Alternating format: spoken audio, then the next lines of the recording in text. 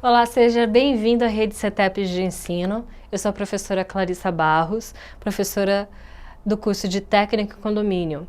O nosso componente curricular de hoje continua sendo Gestão Organizacional.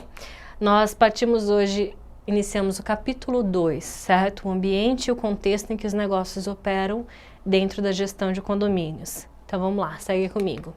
Então, qual é a origem da palavra condomínio? A palavra condomínio vem do latim condominium, ou seja, cum ou com significa junto e dominium significa senhor ou poder sobre algo ou alguma coisa. Assim, a palavra condomínio, ela pode ser considerada o domínio conjuntamente exercido sobre alguma coisa, certo? Então, esse é o condomínio, a origem dela.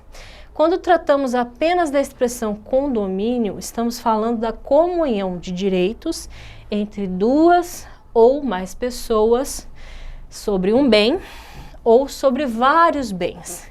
Nesse caso, temos o condomínio em geral, pois duas ou mais pessoas possuem a titularidade como um todo, do bem como um todo, e não apenas de uma porção do mesmo, que ocorre no caso do condomínio especial. Então, em regra geral, temos o seguinte: quando a propriedade inteira pertence a duas ou mais pessoas, a gente tem o que chamamos de condomínio geral, ou seja, várias pessoas possuem a mesma fração, a mesma coisa.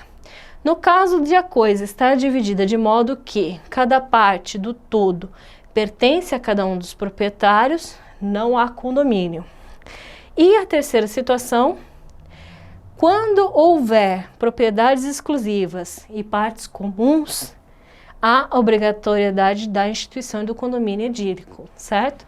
Ou seja, propriedades exclusivas, ou seja, cada unidade, cada apartamento, e partes comuns, como as áreas de lazer, de infraestrutura do condomínio, aí a gente fala de condomínio edílico.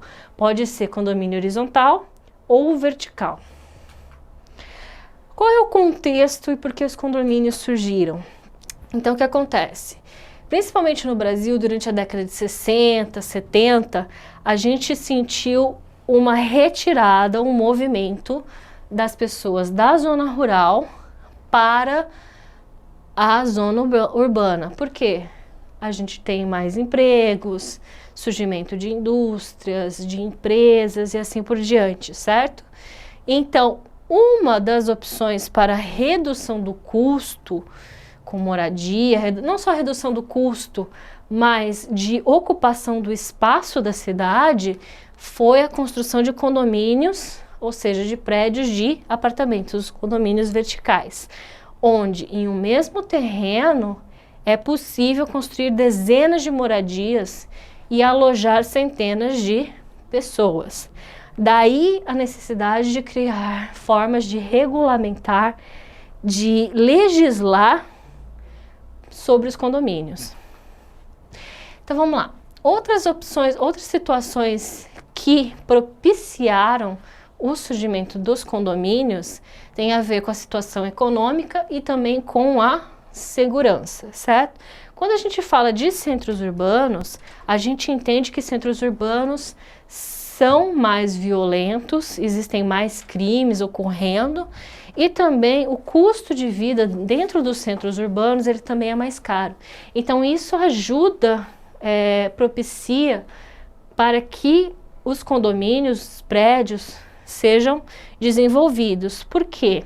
Quando a gente fala da questão econômica, é muito mais fácil você ratear, dividir serviços do que você pagar sozinho, certo? Então, por exemplo, dentro do condomínio, você está rateando serviços e itens de lazer, por exemplo. A gente fala muito dos condomínios clubes, que tem piscina, quadra de esporte, você tem salão de festa, área gourmet, certo? Então, tudo isso é dividido, rateado as despesas entre os condôminos. Outra questão que a gente vê são as despesas com segurança, certo? Dentro do condomínio, todos os condôminos, eles dividem as despesas de segurança, por exemplo, como portaria 24 horas, as cercas elétricas, os alarmes, o circuito fechado de TV e outros serviços que vão aumentar a segurança daquele estabelecimento, daquele local. Então, como a gente já falou, muitas pessoas optam por morar em prédios ou morar em condomínios porque eles vão ter uma acessibilidade a bens de lazer e também a itens de segurança que antes não eram possíveis dentro de unidades habitacionais autônomas, como casas, certo? Então, dentro dos condomínios, você tem toda uma estrutura que você pode utilizar em comum com os outros condôminos, certo? A gente falou aqui, por exemplo, da área gourmet, da piscina, de um solário. Então, isso é bastante importante. De acordo com a Associação de Administradores de Bens e Imóveis e Condomínios do Estado de São Paulo, a ABCI, BIC, existiam em março de 2014 57.221 condomínios registrados e legalizados apenas no estado de São Paulo, ou seja, sendo que 30 mil desses condomínios eram na região metropolitana e 24 mil dentro da capital. De acordo com o UOL, o Brasil teve um aumento de 43% no número de apartamentos, que passou de 4,3 milhões para 6,1 milhões em 2010. Isso foi em 2010. Essa expansão continua acontecendo de forma bastante rápida e bastante constante. Então, se você tem mais condomínios acontecendo ou surgindo, você vai precisar de mais pessoas que tenham capacidade de fazer a gestão e administração desses locais, certo? Então é isso, pessoal. Chegamos mais ao fim de uma aula.